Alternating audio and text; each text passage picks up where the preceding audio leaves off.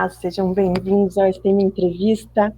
Hoje nosso convidado é Rodrigo Narciso, um mestre da educação e arquiteto de ideias, formado pela Universidade Estadual do Rio de Janeiro e cofundador da rede Conexão Inovação Pública. Ele tece redes que conectam saberes e práticas, impulsionando a transformação no setor público.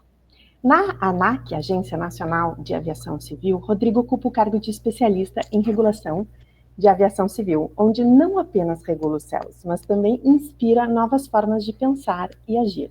Sua atuação abrange a gestão de pessoas, o cultivo do conhecimento, o fomento a parcerias e a inovação, sempre com um olhar voltado para o futuro. Como professor universitário, ele semeia ideias que florescem em mentes ávidas por conhecimento, nutrindo a próxima geração de pensadores e líderes. Rodrigo é um entusiasta da inovação no setor público e, acima de tudo, um eterno aprendiz, sempre em busca de novas perspectivas e soluções criativas. Então, é uma honra receber nessa conversa que promete desvendar horizontes e inspirar voos mais altos. Com Rodrigo Narciso exploraremos as alturas da inovação e as profundezas do conhecimento em uma entrevista que certamente deixará marcas indeléveis em nossa compreensão do serviço público e da educação. Apertem os cintos, preparem-se para decolar rumo a uma experiência enriquecedora e transformadora. Bem-vindo, Rodrigo. Muito obrigado, Sinara. É uma grande honra para mim, uma grande alegria de estar contigo, né, nessa entrevista, né, falar sobre assunto que eu nem gosto muito, né, inovação do setor público. Então, estou muito feliz, muito honrado aí de estar com vocês hoje aqui na entrevista e com vocês. Rodrigo, eu quero começar te perguntando. Na ANAC, o teu trabalho envolve regulação da aviação civil, mas também gestão de pessoas e inovação. Como é que esses mundos se conectam e como a regulação pode ser um vetor da inovação? Bom, então tem uma coisa bem importante, né? Então a ANAC, né, ela é a agência federal responsável pela regulação de toda a aviação civil do Brasil, né? E tem uma coisa muito importante que não tem regulação sem ter uma boa gestão também. E a gente está falando de pessoas, de tecnologia, de comunicação, de gestão estratégica, de inovação. Tudo anda junto, né? Acho que um elemento da própria agência, que é uma referência, é com o programa de fortalecimento institucional da agência, né? Que ajudou a gente a ter esse impulso aí da gestão e da regulação também, como um diferencial. E muito legal você falar da questão da regulação, Sinara, porque muita gente tem uma percepção, né, de que regulação é contra a inovação, né? Tem muitas discussões em vários pontos, né, que mas se você colocar regulação vai coibir a criatividade e tal, mas não é bem assim, tá? O que acontece? A regulação, ela dá mais segurança para quem quer participar. Ela permite criar um ambiente seguro de negócios, de desenvolvimento, né? E tem uma coisa muito importante, e até fomentar a inovação, dar o direcionamento. Então é um elemento muito importante. Claro, tem sempre aquela questão, né? E acho que o pessoal dos Emirados Árabes Unidos, né, eles têm um laboratório de regulação, né, o Regulation Lab, eles falam com isso, né? A velocidade da regulação e da inovação, ela tem uma modulação do tempo certo, né? Não pode ser, a regulação não pode ser rápida demais ao ponto dela ser tão prescritiva que ela pode sufocar inovações. Mas a regulação não pode ser tão distante da inovação para não deixar determinados riscos acontecerem no ambiente, e isso causa prejuízo para as pessoas. Então, tem uma questão dessa relação aí de inovação e regulação, que eu acho que ela é muito importante, e ela ajuda a gente a pensar. E, de novo, não tem como a gente falar de inovação no setor público se a gente não pensar na inovação na gestão pública, que também é um elemento muito importante. Excelente. E, bom, eu quero que tu fale um pouquinho da rede Conexão Inovação Pública. Como ela surgiu, em que estágio ela está. Conta um pouquinho dela. Bom, o que acontece? Vou trazer um pouquinho de história, né? Então, mais ou menos por volta de 2000, na verdade 2016, né, teve o surgimento da Rede Nova Gov. E ele veio numa esteira, né, que é um dos grandes marcos da história do setor público, porque a partir da segunda metade dos anos 2010, você teve um aumento de laboratórios, teve redes. Então, se você pegar Lab Hacker da Câmara, foi 2014, Colab do TCU foi 2015, G9 foi 2016, Rede Nova Agora foi 2016. Então, você teve um movimento muito interessante desse fomento. Mas é uma coisa um pouco interessante, até pegando esses laboratórios citados, em que tinha muita questão em Brasília, né? Muito focado também por organizações de governo central, né? Nível federal e governo central.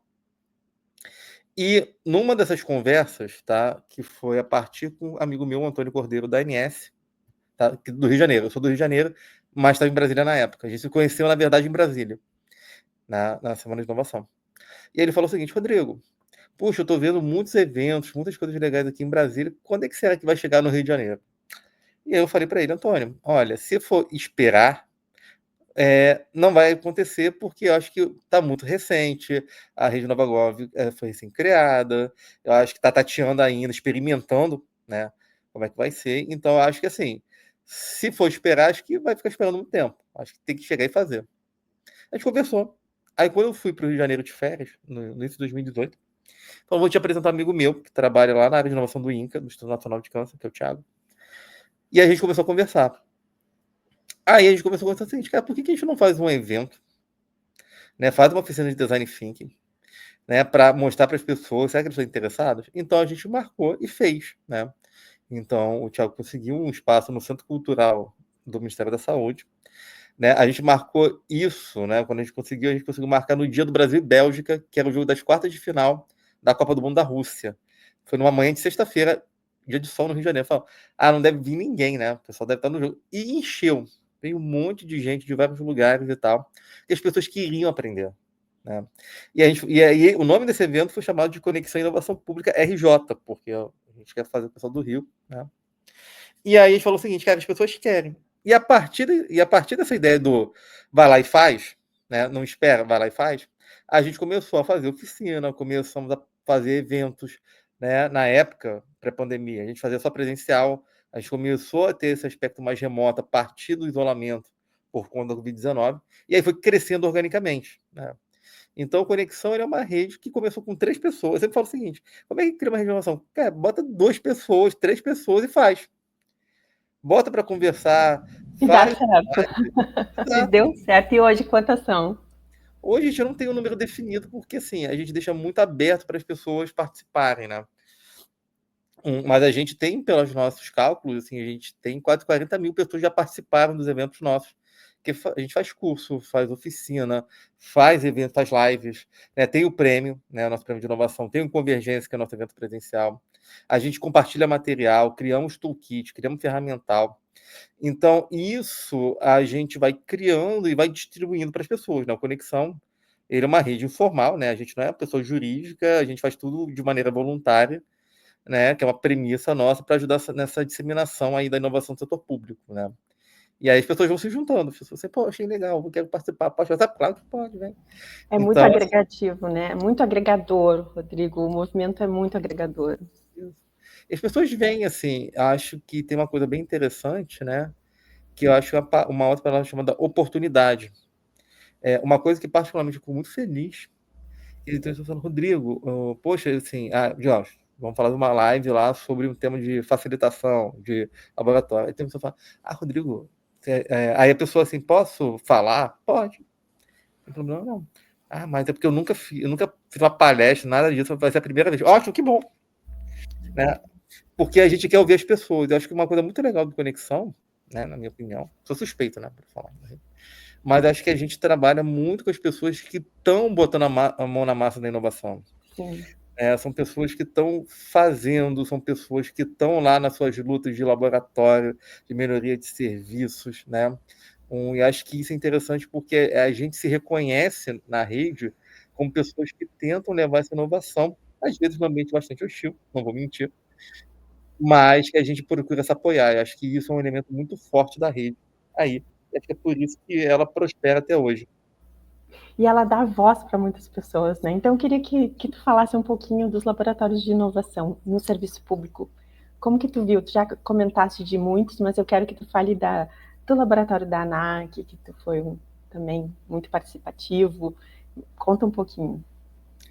Acho que tem uma coisa bem interessante, né, também nessa questão dessa história sobre inovação, que a gente teve um movimento muito grande de criação de laboratórios de inovação.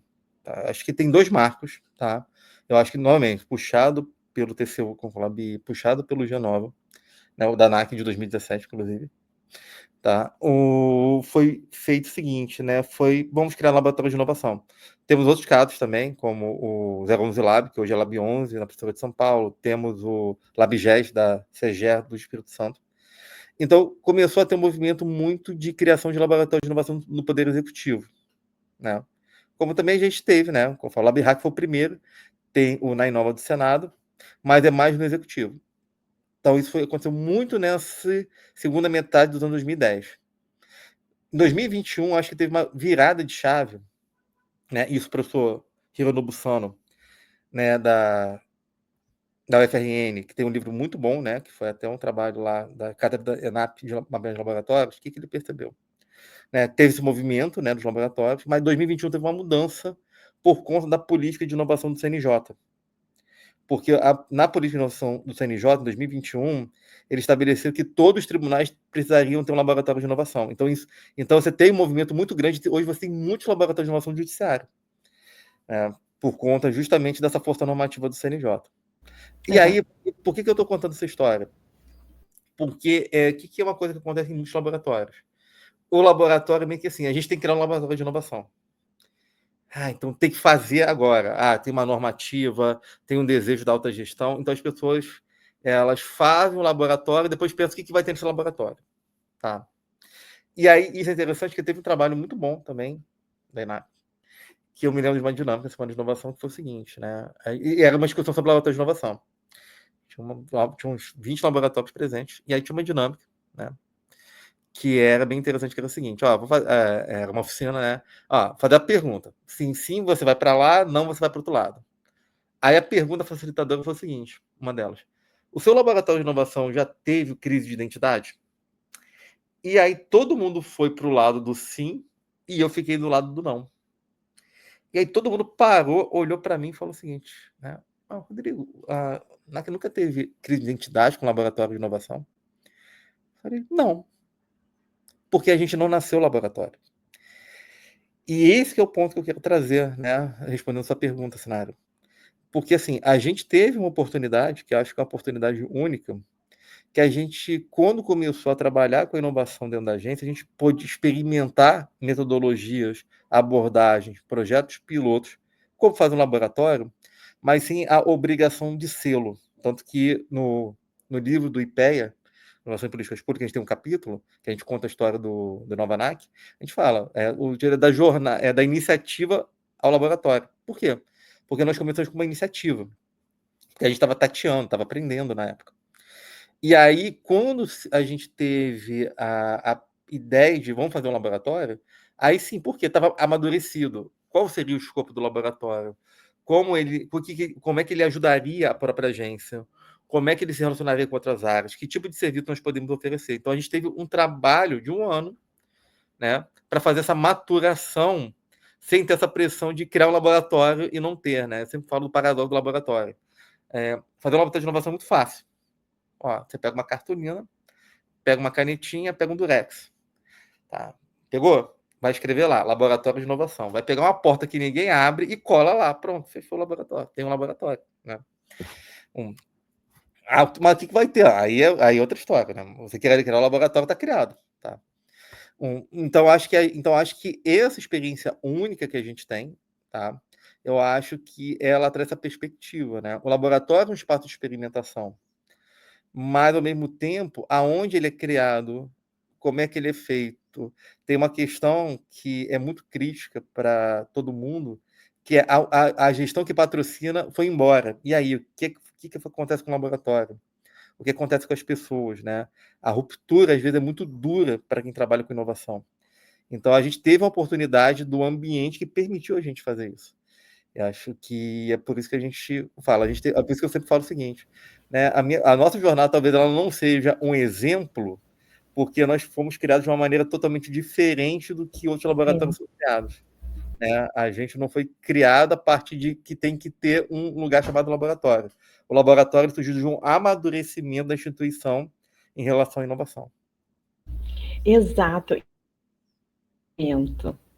Que é entender que a inovação não está distante da realidade cotidiana, é algo ainda a ser desenvolvido. Então, como mudar essa mentalidade e incentivar uma cultura de inovação dentro do funcionalismo público, dentro do setor público? Como fazer? Acho que tem um ponto bem interessante, Sinara, que é o seguinte, é uma coisa que eu acredito de verdade, tá? Não falo por falar. Todo servidor público, toda servidora pública é inovadora por definição. Por quê? Porque inovação é resolver um problema. E, gente, a gente lida com problema o tempo todo. Seja nas gestões, seja na regulação, seja nas políticas públicas, quem atende diretamente o cidadão, né?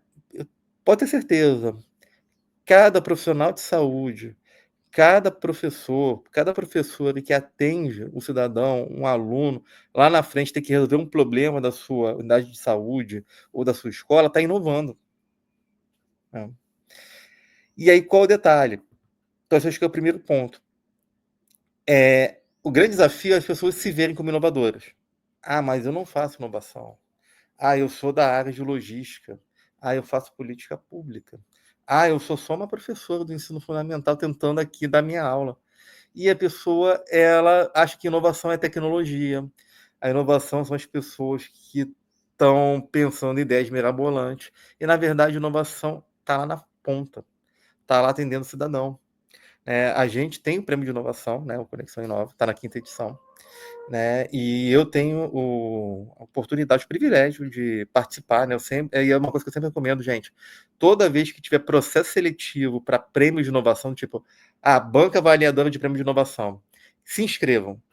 Porque você poder. E assim, mas eu não conheço muito de inovação. Se inscreve. Vai por mim. Conheço muita gente que achou que não era capaz e, nossa, que sensacional. Por quê? Porque você vai tendo contato com a realidade do que é inovação no setor público, em prefeitura pequena, em governo do estado, inovação interna. E você vê coisas que algumas coisas são absurdamente simples e elas funcionam. Por quê? Porque tem alguém ali se esforçando para conseguir um resultado.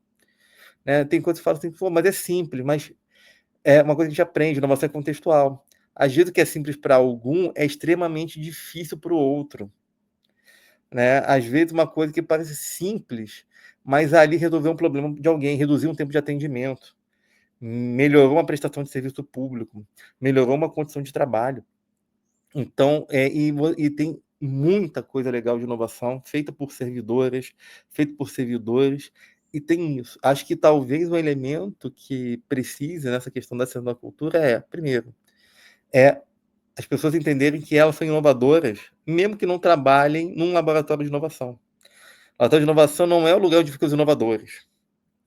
Né? O laboratório de inovação é onde você fomenta a inovação na sua instituição, para que as pessoas que trabalham lá se percebam como inovadoras. Acho que esse que é o detalhe. Tá? E, de novo, eu acho que, além disso, tem uma coisa muito importante que é valorizar quem faz a inovação. Elogiar, reconhecer. Por isso que eu falo, os prêmios de inovação, seja os internos, seja os que têm uma abrangência maior, eles são maneiras de você valorizar aqueles que fazem inovação o tempo todo, e muitas vezes uma inovação que você não faz a menor ideia que está acontecendo. Muitas vezes falta o conhecimento, né? Falta até a divulgação de práticas que estão sendo feitas, mas não estão sendo difundidas. Os prêmios são uma boa oportunidade de difusão, né? Exatamente. Tem muita coisa que nem imaginava. Pois é, tá vendo? Puxa, a gente tem uma solução parecida, assim, e tem uma coisa bem interessante, né, que até faço como provocação. Falo o seguinte, ó, tá vendo aquela inovação lá que lá foi premiada pela OCDE? Poxa, mas aqui a gente faz igual, faz parecido, faz melhor. Pois é, mas ninguém conhece a sua. Exato. Eu me tem um caso que eu gosto de falar muito, isso eu sempre falo, né, que olha que interessante. Teve uma vez que eu fui no TRE de Minas Gerais. Tava com um treinamento que eles pediram. E aí, no intervalo, eu estava andando pelas salas lá da escola judiciária. Encontrei um material, né? Uma urna eletrônica, alguns cartazes e tal. Eu perguntei o que é isso. Ah, não, Rodrigo, isso aqui é uma ação que a gente faz de ensino da democracia de processo eleitoral para uma população indígena que tem aqui em Minas Gerais, né? Então a gente usa inclusive a linguagem, né, a língua que eles usam, a simbologia, então tudo é feito respeitando a cultura. Eu falei, cara, isso é sensacional. Eu falei, mas Rodrigo, isso aqui é um projeto pequeno, isso aqui é uma coisa que a gente faz há algum tempo, não é nem tão grande quanto. Eu falei, cara, isso aqui é sensacional. Vocês estão trazendo cidadania, democracia, né, para pessoas que são cidadãos. Cara, que legal, e contextualizado na cultura. Eu falo que vocês têm que mostrar isso. Ah, mas não é grande coisa. Eu falei, é. Aí eu fiquei insistindo, né? O pessoal falou, né?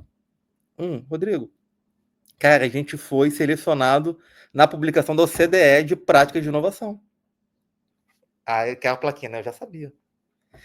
Né? Poxa, eu falei, sabe? Eu falei, por quê? Porque é aquela coisa. Às vezes você pode estar fazendo uma coisa que você acha que é trivial, uma coisa... às vezes está mudando a vida de alguém e você nem imagina. Né? Então, acho que isso é um elemento muito importante das pessoas se verem, né, como inovadoras, né, e de trazer essa transformação na vida do outro. Exatamente. E quanto mais tu consegue contar e difundir, mais tu vai impactando, né? Tu vai Uhum. impactando o serviço público. Então, eu queria te perguntar assim, tu já me deu, mas eu queria mais exemplos de desafios que tu superaste através de pequenas mudanças. Mas tem vários, assim. Acho que, assim, eu acho que tem uma questão muito importante, né, do voando contra a burocracia, eu adorei, né, que é o seguinte, tem casos, tá, em que a gente fala o seguinte, qual é uma dificuldade muito grande?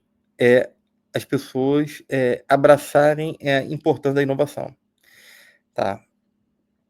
Porque fala assim, isso aqui é só post-it, isso aqui é só modinha, isso aqui não vai funcionar. E, assim, eu acho que às vezes acontece, que tem alguns pontos para trazer, né? Às vezes pessoas fazem por fazer, porque todo mundo está fazendo, tá? Tipo IA hoje, né? Todo mundo quer ter uma IA para chamar de sua, mas não quer dizer que você tem, às vezes, boas soluções, tá? Tem muita coisa ruim acontecendo aí, que é mais gasto de dinheiro comprando ferramenta e menos solução. Da mesma forma que tem soluções excelentes utilizando inteligência artificial, tá? Então tem esses extremos, né? Mas às vezes ela vai muito no hype, né? Na modinha, tá? E segundo, tem o seguinte, né? Como é que a gente faz a difusão? E aí tem um elemento muito importante de mostrar como é que as coisas funcionam. Então, por exemplo, tá? Quando a gente começou a adotar abordagem de inovação como o design thinking, o design sprint, muita gente olhava assim, mas que design o quê? É o quê? Post-it, não sei o quê. E a gente começou a falar o seguinte, vamos pegar projetos pequenos para a gente começar a mostrar que isso dá resultado. Começar com coisas pequenas. E às vezes, assim, tem uma coisa muito importante que as pessoas querem fazer, mas têm dificuldade, têm medo de fazer. Normal. E eu me lembro que o primeiro projeto que a gente fez na agência foi um projeto para gestão de pessoas. Foi um projeto bem simples, foi fazer um café, mas para criar um espaço de conversa entre a gestão de pessoas, gestores com servidores. Eu falei, mas Rodrigo, isso não é nada de inovador. Falei, mas para a gente era. Para a gente nunca tinha feito isso. A gente nunca tinha usado design thinking para isso. Hoje a gente tem projetos maiores, né? Mas isso você vai ganhando a confiança tanto de quem aplica quanto de quem vê o resultado à medida que você vai colecionando, né? Você fala o seguinte, no final das contas, eu já tinha falado em uma outra ocasião, que o que vale para o seu laboratório de inovação não é o nome que ele tem, não é a organização dele, é o legado que ele vai deixar. Muitos laboratórios nascem e morrem, isso é normal, né? É um ciclo de vida, né? Tem até um livro muito bom da ENAP, com o pessoal lá de São Paulo, que é o Ciclo de Vida de Laboratório de Inovação, que fala muito bem isso. O laboratório, ele não é uma entidade que vai viver para sempre, mas ele só tem uma morte verdadeira quando ele não tem legado. Fala, mas, cara, não me lembro de nada que aquilo fez. Então, acho que isso é muito importante nessa construção, porque você precisa ter essa questão de que é natural, assim, quando a gente fala assim, mas as pessoas sempre foi assim, não quer mudar. e é normal, tá? Por incrível que pareça. Por que é normal? Porque quando a pessoa tem uma experiência que funcionou, é boa, qual é a tendência? Ela vai repetir aquilo que ela entende que vai funcionar. Tá? E ela não está errada. Né? A mudança, ela cria incerteza. Incerteza, ela cria resistência. Né? Quando a gente trabalha no estudo da mudança, tem muito isso. Né? Qual é o primeiro princípio? Tá? Gestão da mudança não é sistema de tecnologia. Mudança, ela é pessoa, ser humano. Segundo, ninguém resiste a nada que ela entenda como positivo para a vida dela, né? Tem aquela frase clássica, né? Quem é que resiste aqui se fosse ganhar uma Mega Sena acumulada, né? Ninguém. Mas não é uma mudança? Pô, é uma mudança. Então, pega aí. Então, não é que as pessoas resistem à mudança. Elas são resistentes a uma mudança que elas percebam que não seja legal. Vai me dar mais trabalho, eu vou perder meu status. E aí você precisa justamente trabalhar com essa forma. Por isso que é um trabalho de progressão, né? Eu acho que, assim, eu sempre falo o seguinte, né? Então, a gente começou com projetos pequenos na área de gestão, até para ter mais experiência, o pessoal conhecer mais como funciona, para a gente aplicar essas questões de inovação, esses métodos, para projetos de regulação, por exemplo, né? Então, isso é um processo que caminha. Agora, é um processo rápido? Às vezes, não. E aí tem uma questão também muito importante sobre isso, né? Às vezes, né, pegando a analogia, né, às vezes você voa de baixo, devagarzinho, você não vai já pegar o foguetão. Porque é o seguinte, porque às vezes é um processo. A cultura, que é o comportamento da organização, ela é um processo. E às vezes você precisa ir andando, ganhando, perdendo, recuando, que faz parte do elemento que você tem para você poder fazer essa difusão. Nenhuma organização, né? Mesmo lá, as startups, nenhuma organização, ela nasce inovadora por definição. Inovação ela é um processo que ela vai se construindo na cultura, ou não. Né? Talvez o grande desafio é que a gente tem uma cultura mais engessada, até pela característica que a gente tem. É norma, é controle, né? É toda uma questão muito importante do accountability, da responsabilização. Então é normal ter medo, né? Aversão ao risco, e isso é trabalhado ao longo desse processo. Rodrigo, exatamente tu chegaste no ponto do processo. A gente está passando por um processo que todo mundo quer a sua IA. Tu mesmo disseste, né? Todo mundo está desenvolvendo alguma coisa.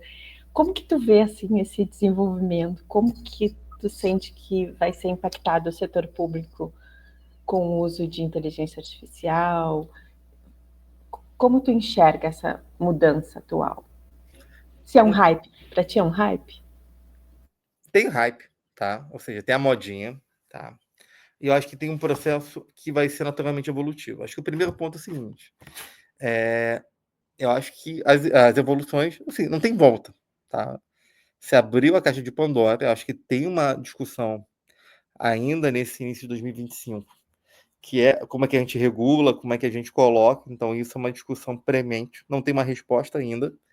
Né? Acho que muitas regulações, pega a União Europeia com o ato de IA, ainda vai ter muita mudança aí, porque está tateando, mas é aquela coisa, é o tempo da regulação com o tempo da inovação. Também não dá para deixar não regular de alguma forma, né? E depois falar agora tenta segurar. Não vai adiantar. Tá? Então, de novo, é sempre essa discussão. Mas, voltando para a nossa realidade, já está acontecendo.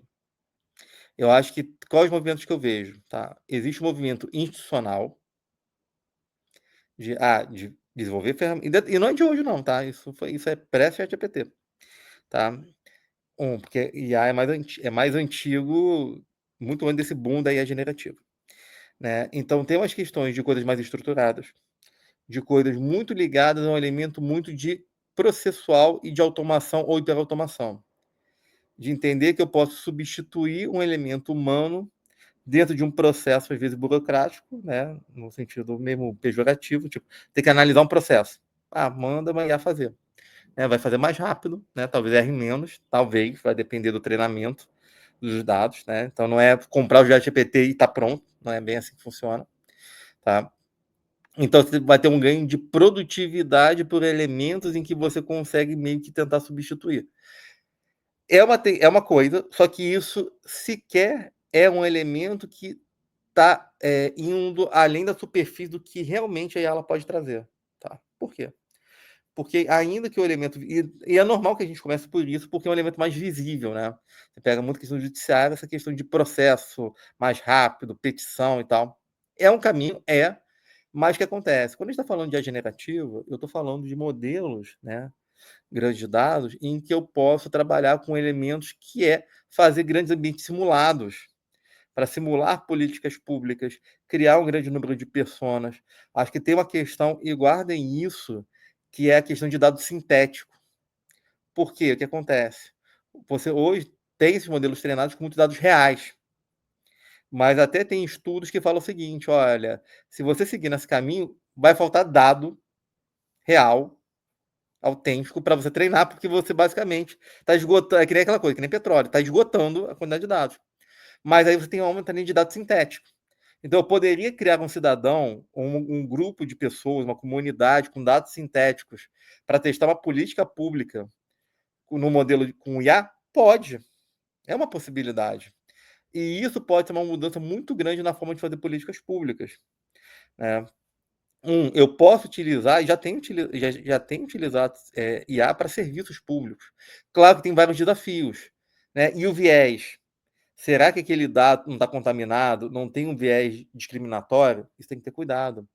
Né? Aonde você vai delegar decisões altamente críticas para uma IA? Que tem aquela discussão, a IA como assistente ou a IA como substituto? Né? Que tem essas duas questões. Hoje, de novo, discussão, a tendência hoje é a gente de IA. É basicamente hoje você diz o seguinte, e hoje você já tem hoje, tá? Fala o seguinte, né? Você pega lá, e-mail. Quer que eu resuma o seu e-mail, Rodrigo? Né, para você não ler tudo? Quero. Isso é um assistente. Ou seja, como se tivesse uma pessoa do teu lado te ajudando a fazer tarefas de coisa de ler e-mail, de recomendação, de fazer o quê? E isso é uma coisa que vai crescer, tanto para a gestão pública, tanto para atendimento ao cidadão. Né? E, de novo, uma outra questão. Né? Aonde você vai ter essa questão de ser mais inclusivo ou ser mais excludente? Qual é a discussão do governo digital? É ser um governo como plataforma, um governo com maior participação social. Hoje, você pode conseguir mais dados da vida do cidadão, mas esse dado ele está autorizado? Está consentido? Está protegido? Vai ser bem tratado? Por isso tem toda a questão de LGPD. Então, olha como é que as coisas vão se conectando. Então, tem muita coisa que você pode fazer no âmbito de política pública, no âmbito de melhoria de serviços, na melhoria do processo de gestão, mas também pensar no humano, tá? De novo, olha para trás, olha para dentro do seu órgão. Eu tenho uma pessoa que trabalha 25, 30 anos numa determinada função. Você fala o seguinte, para o que você está fazendo porque agora a IA substitui você. Poxa, mas e aí? Como assim? Tchau. Poxa, mas eu só me ensinaram isso aqui, eu só aprendi isso aqui.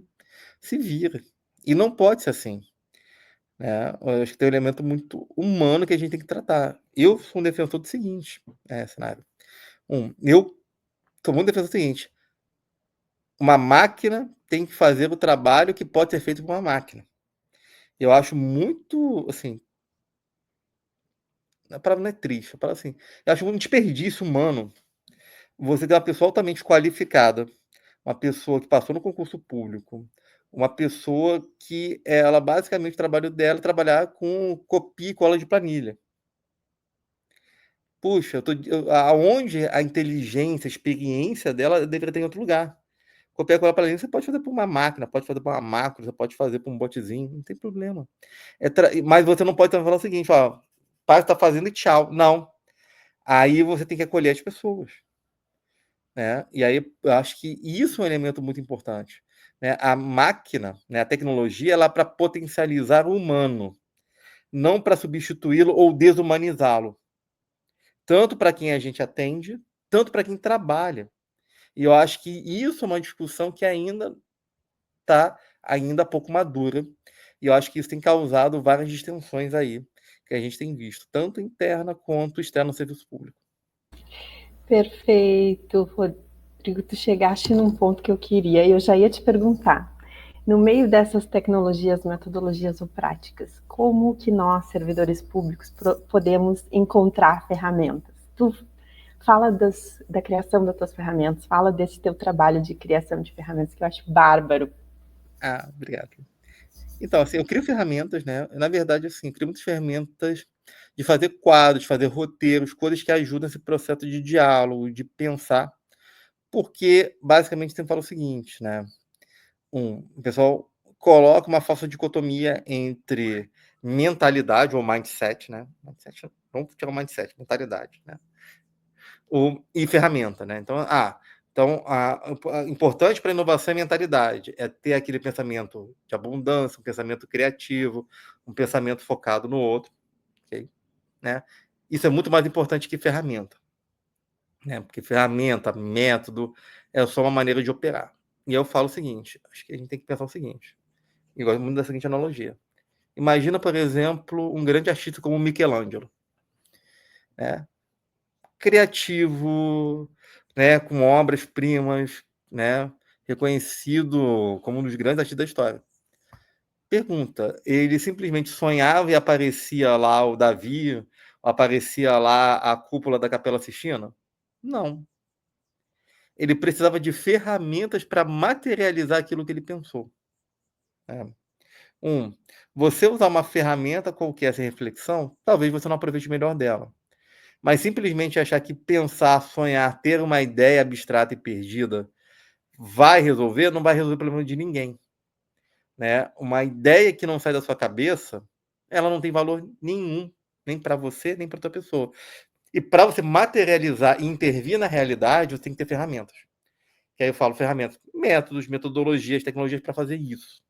Então, na verdade, não é em relação um ou outro. Tem que andar junto. Então, acho que isso é um elemento muito importante. E uma outra coisa que eu sempre falo é o seguinte, tá?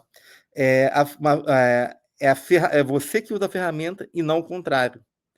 Né? Mas isso é um elemento experimental, tá? E eu falo da minha própria trajetória. Então, quando você vai aprender um mapa de empatia, você vai aprender a fazer uma forma de ideação, é, é legítimo, é natural e é recomendável que você... Cara, eu vou fazer como está nos livros. Ok, faz como está nos livros. Para que você vai aprendendo o quê? Você vai aprendendo a usar, a confiar e principalmente ir para o segundo passo. Puxa, mas dessa forma que eu aprendi, dessa forma que está no livro, não me atende. E o que eu faço? Vou adaptar. Eu vou mudar aquilo que não me serve, eu vou dobrar a ferramenta, a minha vontade, a minha necessidade para fazer o melhor uso dela. E acho que essa aqui é uma virada de chave que todo mundo, né? Não digo todo mundo passa, mas é um ponto de inflexão. Eu usar aquele ferramental que já existe. Por isso que hoje, né? Por isso que eu tenho um material que eu disponibilizo gratuitamente, eu uso para meus projetos reais. Então eu não crio porque é divertido, eu crio porque é útil de trabalho. E eu crio muita coisa que é adaptável, porque eu adaptei para a minha realidade. E a coisa que eu fico mais feliz é quando a pessoa fala o seguinte: Rodrigo, você fez um canvas lá na sua bolsa de ferramentas, né? Bom, eu usei. Só que eu mudei, tá? Ótimo, que bom. Se você pegou e mudou, pô, eu fico super feliz. Por quê? Porque você simplesmente não confiou cegamente naquilo que eu coloquei no meu contexto de criação. Né? Você mudou para aquilo que você precisava. E esse é o detalhe. Porque aí a ferramenta não é a ferramenta do Rodrigo. É a sua ferramenta também, é a ferramenta de todo mundo. E eu acho que isso acho que é um elemento muito indutor para que as pessoas elas criem coisas que fazem sentido para elas, né? Porque se não fizer sentido, uma ferramenta não tem utilidade, né? Não adianta eu ter um chat GPT lá, pago lá com $200 lá da OpenAI, e eu não uso para nada, eu não sei usar, ou ela que me usa, né?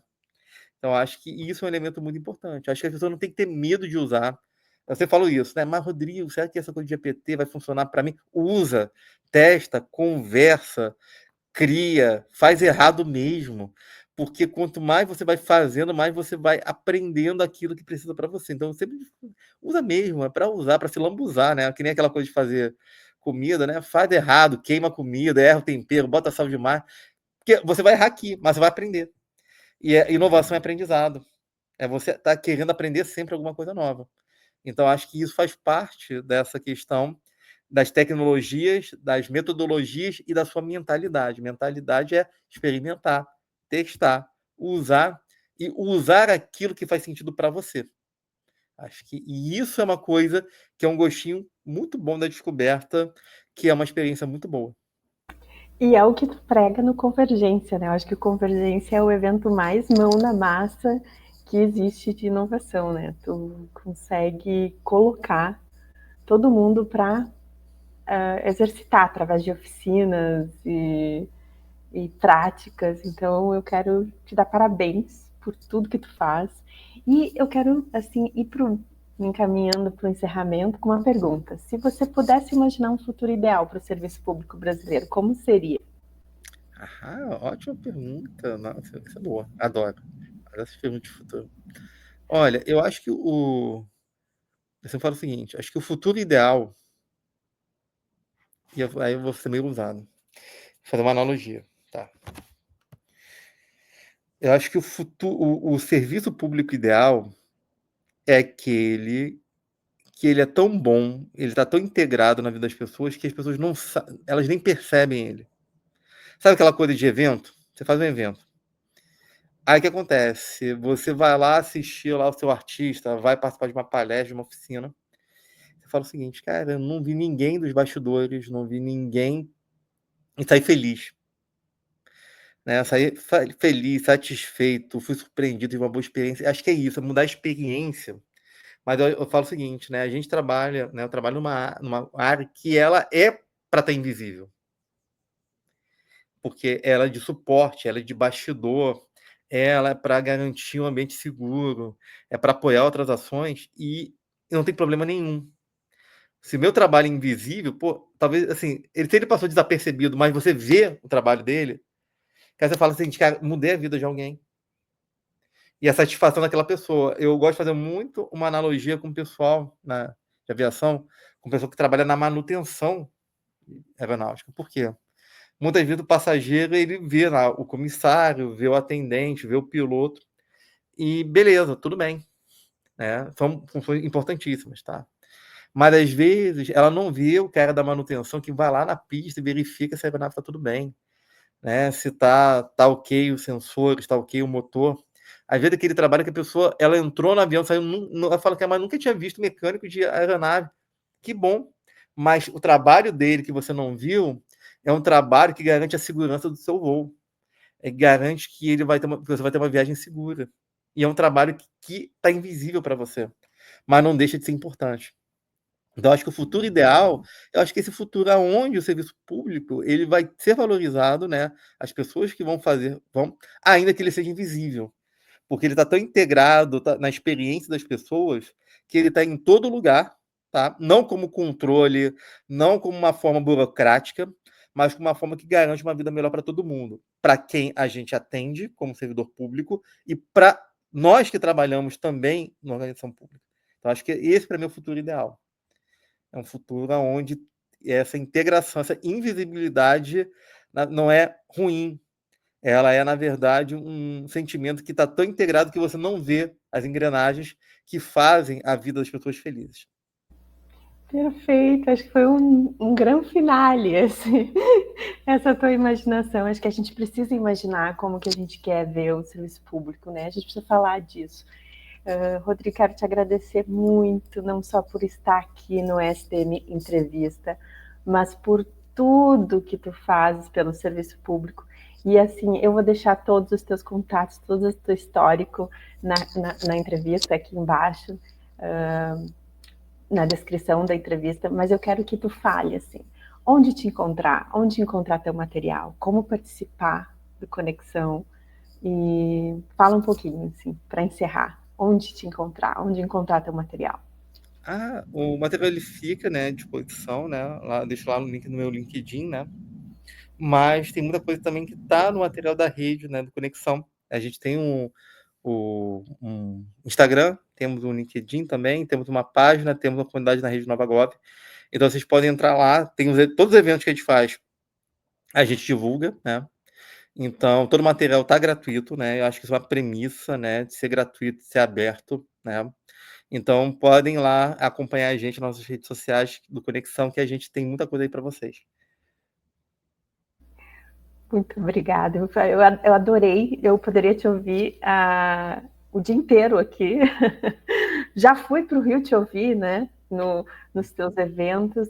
e para mim foi uma grande surpresa, assim, porque essa receptividade da rede e essa capacidade de agregar muda o trabalho, o serviço público individual, e daí influencia todo o teu redor, né? Eu acho que tu tem essa capacidade de influenciar muito. Tu é um influencer. Quando nem tinha ainda essa coisa, tu já influenciava. Rodrigo, muito obrigada, foi um prazer falar Eu que contigo. agradeço. Muito obrigado, Sinara. E espero que tu venha aqui pessoalmente aqui na escola nos conhecer, nos visitar Porto Alegre e a Escola Superior de Direito Municipal. Vou ficar muito feliz tendo a oportunidade de estar aí com vocês aí, né? E mais uma vez, muito obrigado pela oportunidade de poder conversar, né? De falar um pouco dessas experiências, né? E acho que é isso, né? Acho que todo mundo é inovador. Eu sempre falo o seguinte: eu sou um servidor público comum, como qualquer outra pessoa, né? E por isso que qualquer pessoa ela é inovadora por definição, né? Eu acho que a diferença é que algumas pessoas, por vários motivos, elas perderam a capacidade de acreditar que elas são inovadoras, né? Os irmãos Kelly tem um livro muito bom que é o Confesso Criativo, fala muito isso, né? A gente tem um potencial criativo enorme, só que a gente perde a confiança que a gente tem, que é capaz de criar qualquer coisa. E eu acho que o grande desafio é que fazer as pessoas reacreditarem que elas são capazes de fazer qualquer coisa. Perfeito. Assim encerramos um excelente STM Entrevista com Rodrigo Narciso. Muito obrigada e até a próxima. Até a próxima.